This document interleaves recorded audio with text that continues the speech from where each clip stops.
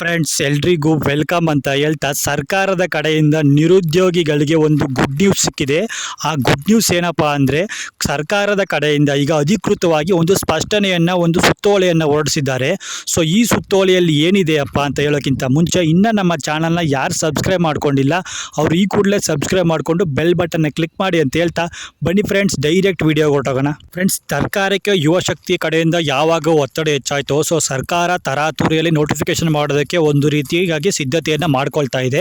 ಅದರ ಪೂರ್ವ ಸಿದ್ಧತೆ ಅಂತಲೇ ಹೇಳಬೇಕಾದ್ರೆ ಈಗ ನಡೆದಿರ್ತಕ್ಕಂಥ ಒಂದು ಬೆಳವಣಿಗೆ ಏನಪ್ಪ ಅಂದರೆ, ಸರ್ಕಾರ ಈಗಾಗಲೇ ನೋಟಿಫಿಕೇಷನನ್ನು ಮಾಡೋದಕ್ಕೆ ಎಲ್ಲ ಡಿಪಾರ್ಟ್ಮೆಂಟ್ಗೂ ಕೂಡ ಸಿದ್ದರಾಮಯ್ಯ ಅವ್ರ ಕಡೆಯಿಂದ ಆಗಿರ್ಬೋದು ಮತ್ತು ಆರ್ಥಿಕ ಇಲಾಖೆಗೂ ಕೂಡ ಸರ್ಕಾರದ ಕಡೆಯಿಂದ ಒಂದು ನೋಟಿಫಿಕೇಷನ್ನ ಬಿಟ್ಟಿದ್ದಾರೆ. ಸೊ ಈ ಸುತ್ತೋಲೆಯ ಪ್ರಕಾರ ಏನು ಹೇಳ್ತಾ ಇದ್ದಾರೆ ಅಂದರೆ, ಇವರು ಇನ್ನೂ ಒಂದು ತಿಂಗಳ ಒಳಗಾಗಿ ನಾವು ನಿಮಗೆ 56,432 ಪೋಸ್ಟ್ಗಳನ್ನು ಕಾಲ್ ಮಾಡಬೇಕು. ಸೊ ಇದಕ್ಕೆ ನಿಮ್ಮ ಡಿಪಾರ್ಟ್ಮೆಂಟಲ್ಲಿ ಯಾವ್ಯಾವ ಹುದ್ದೆಗಳ ಪೋಸ್ಟ್ ಇದೆ ಎಲ್ಲ ಹುದ್ದೆಗಳನ್ನು ಕೂಡ 50% ಮೀಸಲಾತಿ ಒಳಗಡೆನೆ, ಅಂದರೆ 50% ಮೀಸಲಾತಿ ಒಳಗಡೆನೆ ಮಾಡಬೇಕು.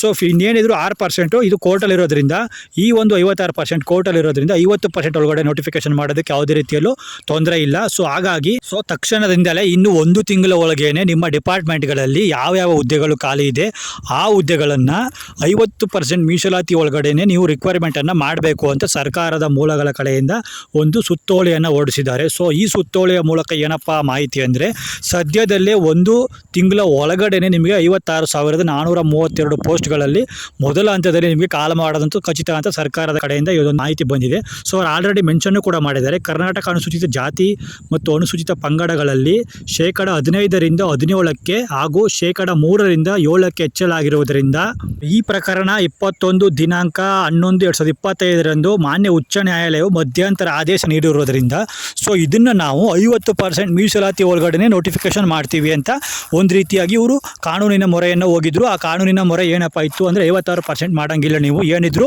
50% ಒಳಗಡೆ ನೀವು ನೋಟಿಫಿಕೇಶನ್ ಮಾಡಬೇಕು ಅಂತ ಒಂದು ಆದೇಶವನ್ನು ಕೋರ್ಟ್ ಕಡೆಯಿಂದ ಬಂದಿತ್ತು. ಅದಕ್ಕೋಸ್ಕರ ಇವರು ಕೋರ್ಟ್ಗೆ ಬಂದಿರತಕ್ಕಂಥ ಈ ಆದೇಶವನ್ನು ಕೂಡ ಮೆನ್ಷನ್ ಮಾಡಿದ್ದಾರೆ. ಸೊ ಏನಪ್ಪ ಅಂದರೆ, ನಾವು 50% ಒಳಗಡೆ ಮೀಸಲಾತಿಯನ್ನು ನಾವು ತಗೋತೀವಿ, 56% ಏನಿದ್ರು ನಾವು ಮುಂದಿನ ಆದೇಶದ ಹೊರಗಡೆ ಇದು 50% ಒಳಗಡೆ ನೋಟಿಫಿಕೇಶನ್ ಮಾಡ್ತೀವಿ ಅಂತ ಇವರು ಕೂಡ ಮೆನ್ಷನ್ ಮಾಡಿದ್ದಾರೆ. ಅದೇ ರೀತಿಯಾಗಿ ನಮಗೆ ಆಡಳಿತವನ್ನು ನಡೆಸೋದಕ್ಕೆ ಆಡಳಿತಾತ್ಮಕವಾಗಿ ನಮಗೆ ಕಾನೂನು ತೊಡಕುಗಳಾಗುತ್ತೆ, ಮುಂದೆ ನಮಗೆ ಇದು ದೊಡ್ಡ ರೀತಿಯಲ್ಲಿ ಸಮಸ್ಯೆ ಆಗುತ್ತೆ. ಆದ್ದರಿಂದಾಗಿ ನಾವು ನೋಟಿಫಿಕೇಷನ್ನ ಮಾಡಲೇಬೇಕು, ಇದು ಸರ್ಕಾರದ ಮೊದಲ ಆದ್ಯತೆ ಅಂತ ಕೂಡ ನೋಟಿಫಿಕೇಷನಲ್ಲಿ ಮೆನ್ಷನ್ ಮಾಡಿದ್ದಾರೆ.